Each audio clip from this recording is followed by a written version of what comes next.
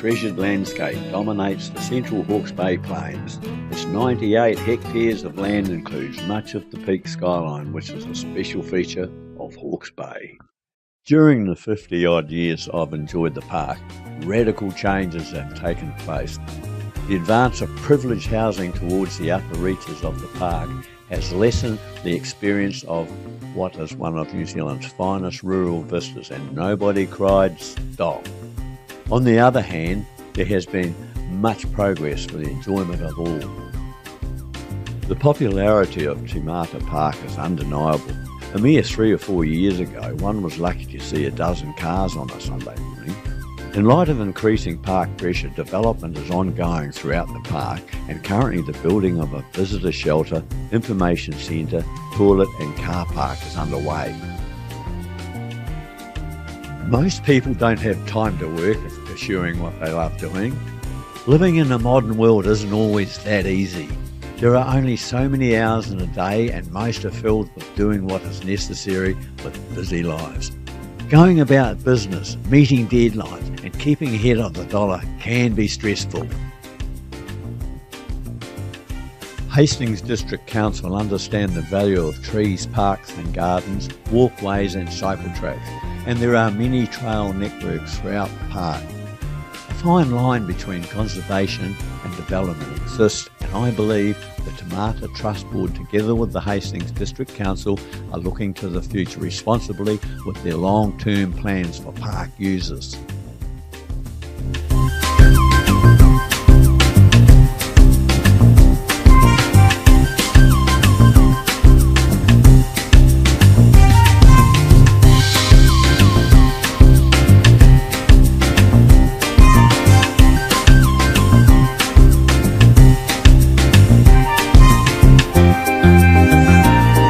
Today's society have become very aware over the years of the importance placed on healthy living, exercise and lifestyle, and where better than Te Mata Park.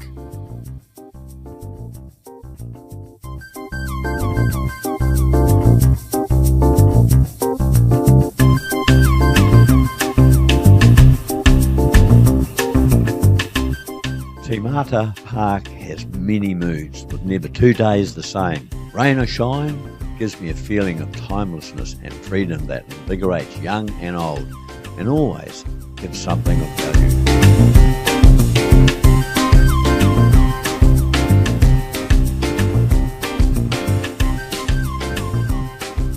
When riding my bike, there is a connection with my environment my car can't give me, and I get a heightened appreciation of being in the moment.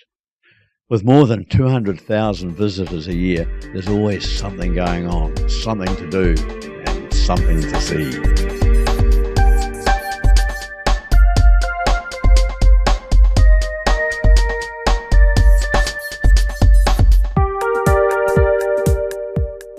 Well, there you have it. That's the track in question. Don't know when it'll be blocked off, so I'm up here to ride it. My plan is to ride down the track, then ride around, back up to my car. I wasn't here to check out the scenery. My goal was to suss out the new track cut by Craggy Range Winery. I had read about the controversy for and against the track that had divided Hawke's Bay. The community's heartfelt reaction clearly demonstrated the depth of emotions people feel for Te Mata Peak. I was keen to explore and experience the track before the opportunity was lost. Personally, I feel the horse has bolted and the track is here to stay. I too have my opinions, but this sketch merely reflects the joy factor I get being in the park. I call it soul food.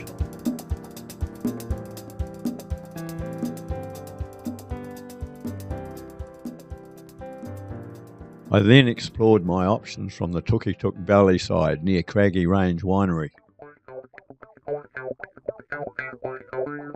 The zigzags reminded me when I biked down from Ghost Lake Hut from the top of the Lyell Range near Murchison a month ago.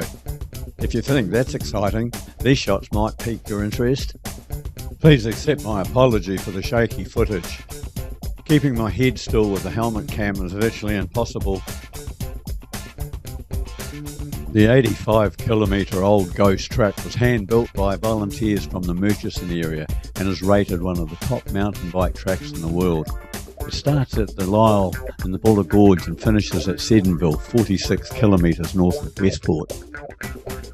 Physical and mental endeavour go hand in hand, and a challenge always gives a sense of achievement, cultivating strength of character, whether chosen or otherwise. Depending on a situation, being on a knife edge can take away the pleasure of the experience, but heightens the reward. This is part of the wilderness experience and feeds the soul long after returning to civilization.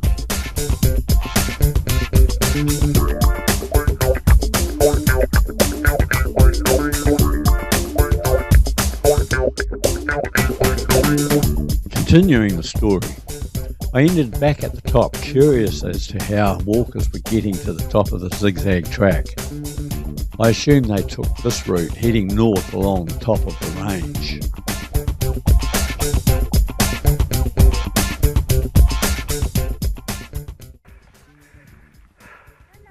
Hello there, how are you? Hi. Do you know the quickest way to get to that car park? Down there. Yes, thank you. I couldn't help being impressed with this older group unhesitatingly grabbing the moment and going for it. It just goes to show how passionate the wider community are about Te Mata Peak Park, and the track creates a lot of pleasure for a lot of folks.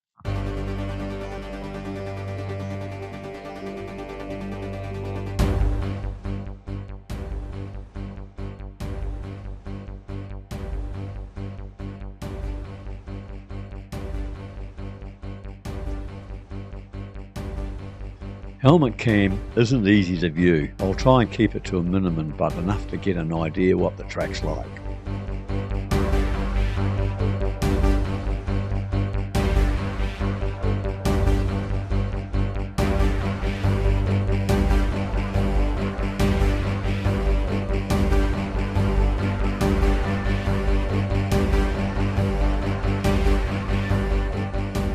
I finally caught up with the lady taking the stick for a walk.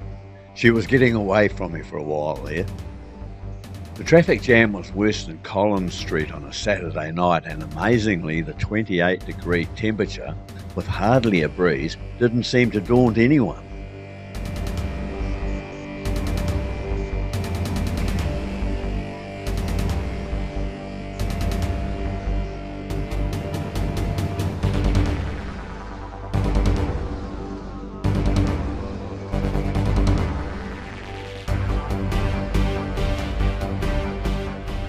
Mountain bikers are used to spilling a bit of claret now and then, but going over the side isn't an option worth thinking about.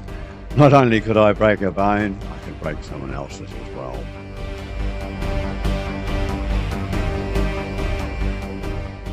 Well, looked like my front wheel was practicing going over the edge. The track gets narrow in places, but let's not start thinking about putting handrails in it just yet. Just kidding.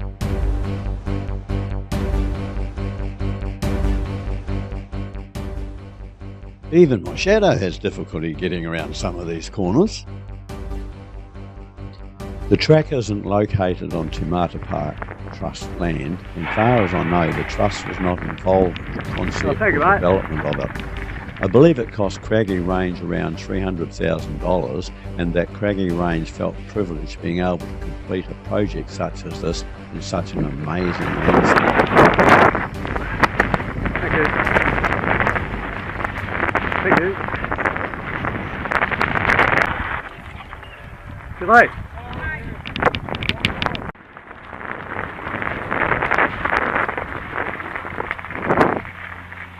I'm pretty pleased about that. I might get into trouble, but who gives a? I could be dead tomorrow. And how could anyone pass an opportunity like that? There's some awesome people doing it, all walks of life, and they've even got walking sticks. Good on them. I mean, you got to have the attitude, don't you? So here we go. My deed for the day.